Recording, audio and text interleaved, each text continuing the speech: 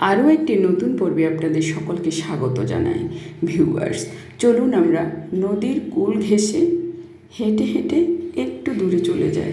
সেখানে কি দেখব সব কিছু আপনাদের সাথে শেয়ার করব। দেখুন, এখানে আছে নদী ভাঙন।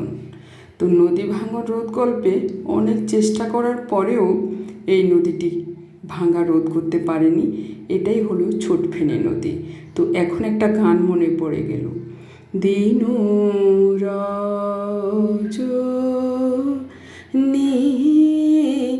আমার মন মানে না, দিন রজনী আমার মন মানে না। গানটি গাইতে গাইতে আমরা সামনের দিকে অগ্রসর হচ্ছি। খুব ভালো লেগেছে। ধন্যবাদ সকলকে।